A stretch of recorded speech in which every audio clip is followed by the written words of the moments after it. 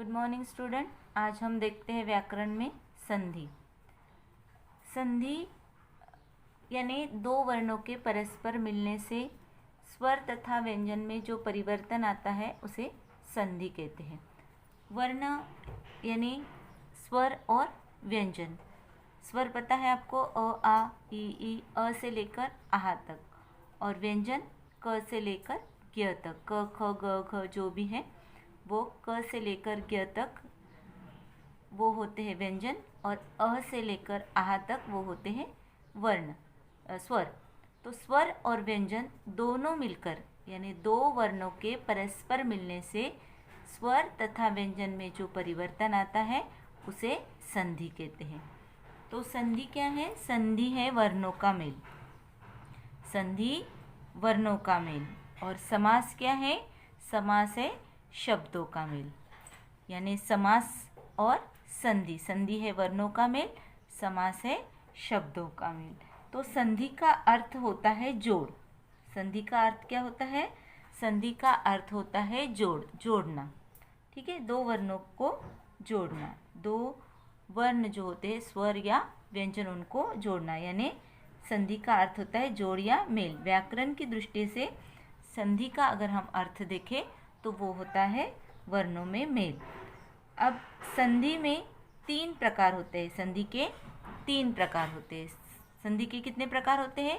संधि के तीन प्रकार होते हैं। स्वर संधि, व्यंजन संधि एवं विसर्ग संधि। स्वर संधि, व्यंजन संधि और विसर्ग संधि।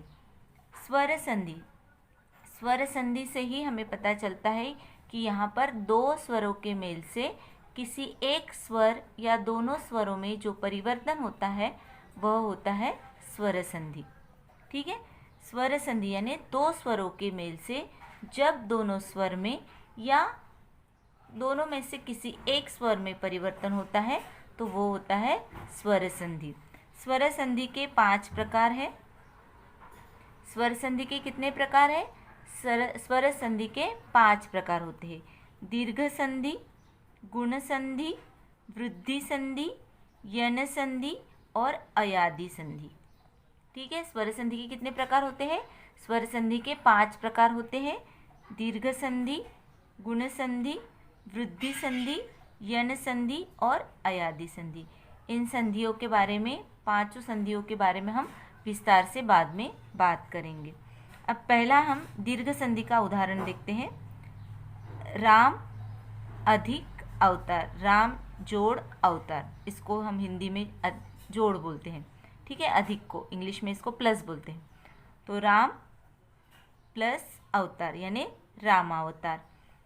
राम, म क्या है? व्यंजन है। आपको जैसे मैंने बताया कि दो स्वरों के मेल से जब दोनों में से किसी एक स्वर में परिवर्तन होता है तो आप बोलोगे मैम यहाँ पर तो व्यंजन है, क्योंकि म क्या है? व्यंजन है। लेकिन ये जो म है ये पूर्ण तभी होता है जब इसमें स्वर मिलाया जाता है। यानी ये पहले हलंत रहता है, हलंत यानी आधा, और उसमें जब अस्वर जोड़ा जाता है तब वो पूरा व्यंजन होता है। हलंत म और अ यानी पूरा म। अब यहाँ पर पूरा म है और यहाँ पर स्वर है। यहाँ पर भी स्वर है, यहाँ पर भी स्वर है, क्योंकि यहाँ पर क्या लगा है? अ स्वर लगा है। ये हलंत है। हलंत यानी अधूरा। तो इसको हमने स्वर जोड़ा है इसमें। जब दो स्वर मिलते हैं, दोनों स्वरों के बाद जो परिवर्तन होता है, हलंत अ और ये पूरा अ प्लस अ बराबर आ होता है। तो यहाँ पर रा हो गया है। राम अधिक अवतार। तो ये एक अ यहाँ का हलंत है जो, और ये एक अ यानी अ प्लस अ बराबर आ हुआ है। तो ये हुआ है रामावतार। यानी ये हो गया दीर्घ संधि का उदाहरण। स्वर संधि में ही ये दीर्घ संधि का उदाहरण हुआ है। दूसरा हम उदाहरण लेते हैं नर अधिक इंद्र। नरेंद्र, ये गुण संधि का उदाहरण है। गुण संधि में ऐसी मात्राएं आती है, एक ही मात्रा आती है। ठीक है, यह है गुण संधि का उदाहरण। स्वर संधि में ही गुण संधि का उदाहरण है ये नरेंद्र। नर अधिक इंद्र, ई की मात्रा लगी है, र प्लस ई, हलंत र प्लस ई, यानी रे हुआ है, ए की मात्रा ए हुआ है, ए। समझ में आया आपको? आ ई ए। तो इस तरह र अधिक ई, रे हुआ है, तो ये हो गया है वृद्धि संधि का उदाहरण, सॉरी गुण संधि का उदाहरण, नरेंद्र। ठीक है, यानी ये स्वर संधि है, लेकिन इसके जो प्रकार है वो इसमें आते हैं। आपने अगर यहाँ पर स्वर संधि भी लिखा तो आपको गलत नहीं मिलेगा, यहाँ पर भी आपने स्वर संधि लिखा तो भी यहाँ पर आपको गलत नहीं मिलेगा। ये सारे स्वर संधि के ही उदाहरण हैं, लेकिन इस स्वर संधि के जो 5 प्रकार हैं वो अलग अलग होते हैं। तो ये स्वर संधि भी आपने इसको उदाहरण में लिखा कि ये स्वर संधि के उदाहरण है, तो भी आपको राइट मिलेगा। तीसरा है धन अधिक एक, डबल मात्रा, यानी ऐ की मात्रा हुई है, यहाँ पर ए की मात्रा है, यहाँ पर ऐ की मात्रा है, वृद्धि संधि का ये उदाहरण है। ठीक है, वृद्धि संधि का ये उदाहरण है, यहाँ पर हो गया है। तो यहाँ यानी गुण संधि का वृद्धि संधि में परिवर्तन होता है, यानी ए की मात्रा ऐ की मात्रा में बदल जाती है। ठीक है, तो ये धन अधिक एक ऐ की मात्रा में परिवर्तित हो गया है, इसलिए ये वृद्धि संधि हो गया। अब यन संधि के लिए आधा त आता है, जैसे मतेक, मत अधिक ऐक्य,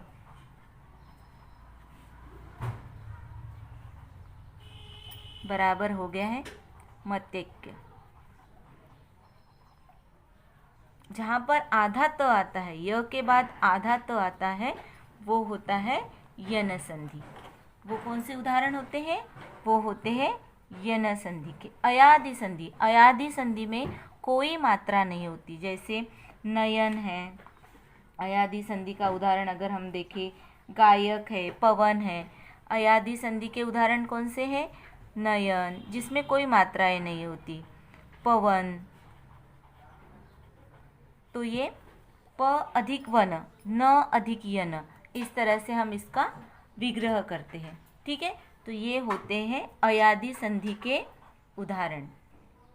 यानी हमने दीर्घ संधि का एक उदाहरण लिया, जिसमें अ प्लस अ बराबर आ में परिवर्तित होता है, रामावतार। गुण संधि में ए में परिवर्तित होता है, स्वर और स्वर। ठीक है, नर अधिक इंद्र, यहाँ पर स्वर कौन सा है? हलंत अ, यहाँ पर ई, ए, अ और ई मिलकर बनता है ए, यानी स्वर होते हैं। तो ये हो गया हमारा गुण संधि का उदाहरण। वृद्धि, गुणों की वृद्धि हुई है, यानी बढ़ गया है, अब एक की मात्रा 2 में परिवर्तित होती है, तो ये हो गया है वृद्धि संधि। यन संधि में आधा त आता है, य को आधा त जोड़ा जाता है, तब होता है यन संधि। और अयादि संधि में कोई मात्रा नहीं रहती, न अधिक यन, नयन, प अधिक वन, पवन, यानी कोई मात्रा नहीं, वो होती है अयादि संधि। तो आप 5 संधि के उदाहरण आपने देखे हैं, तो ये 5 को अगर आपने स्वर संधि लिखा तो भी आपको राइट मिलेगा। अब हम संधि का दूसरा प्रकार देखते हैं, वो है व्यंजन संधि। दूसरा हमारा संधि का प्रकार है व्यंजन संधि। व्यंजन संधि की व्याख्या इस प्रकार है, जब किसी व्यंजन के बाद स्वर और व्यंजन, तो जब किसी व्यंजन के बाद कोई स्वर या व्यंजन आता है और दोनों के मेल से जो परिवर्तन होता है उसे व्यंजन संधि कहलाते हैं। अब हमने पहले उदाहरण में देखा है राम अधिक अवतार। यहाँ पर क्या है? जब किसी व्यंजन के बाद, यहाँ पर हलंत स्वर दिए गए हैं, दिख, तत्, वाक और सम, ये अधूरे अधूरे से हैं, क्योंकि यहाँ पर हलंत दिए हैं, ये सभी हलंत दिए हैं। ठीक है, तो जब किसी व्यंजन के बाद कोई स्वर या व्यंजन आता है तो दोनों के मेल से जो परिवर्तन होता है उसे व्यंजन संधि कहते हैं। ये सारे स्वर हैं। ठीक है, यहाँ पर जो दिए गए हैं हलंत क, हलंत त, हलंत क, हलंत म, तो सॉरी यहाँ पर ये सारे व्यंजन दिए हैं, क्योंकि इसमें स्वर नहीं मिला है। अगर यहाँ पर स्वर मिलाए रहते तो ये पूर्ण होता, दिख पूर्ण होता। क्योंकि ये हलंत है। आपको पता है ये हलंत है, व्यंजन है लेकिन हलंत है। इसमें अगर स्वर मिलाया जाता तो ये पूर्ण होता। ठीक है, तो हमारी व्याख्या के अनुसार जब किसी व्यंजन के बाद, ये क्या है, हमारे व्यंजन है क्योंकि इसमें स्वर नहीं मिला है। यहाँ पर हलंत दिए हैं सभी व्यंजन, इसमें स्वर नहीं मिला है, ये सब हलंत व्यंजन है। तो जब किसी व्यंजन के बाद कोई स्वर या व्यंजन आता है, यहाँ पर व्यंजन आया है, ग ये व्यंजन है, भ ये व्यंजन है, म व्यंजन है, सार व्यंजन है। ठीक है, तो जब किसी व्यंजन के बाद कोई स्वर या व्यंजन आता है और दोनों के मेल से जो परिवर्तन होता है उसे व्यंजन संधि कहते हैं। दिक् अधिक गज, दिग्गज हुआ है। तत् अधिक भाव, तद्भव हुआ है। वाक् अधिक मय, वाङ्मय हुआ है। सम अधिक सार, संसार हुआ है। तो ये सारे व्यंजन संधि के उदाहरण हैं। तो यहाँ पर हमने व्यंजन आए हुए देखे हैं, हमने व्यंजन लिया है, यहाँ पर कोई स्वर भी आ सकता है। ठीक है, तो ये है व्यंजन संधि। अब हम देखते हैं विसर्ग संधि। विसर्ग के बाद, विसर्ग यानी रफार, रफार यानी जो ये ग पर आधा र दिया है वो। विसर्ग के बाद स्वर या व्यंजन संधि आने से विसर्ग में जो परिवर्तन होता है उसे विसर्ग संधि कहते हैं। यानी रफार आता है या स्वर और व्यंजन में परिवर्तन होता है तो उसको हम विसर्ग संधि कहते हैं। उदाहरण हमने लिया है जैसे तपो अधिक बल। विसर्ग के बाद स्वर और व्यंजन संधि आने से विसर्ग में परिवर्तन हुआ है। ये जो तप दिया है यहाँ पर उसको ओ की मात्रा लगी है, तपोबल हुआ है।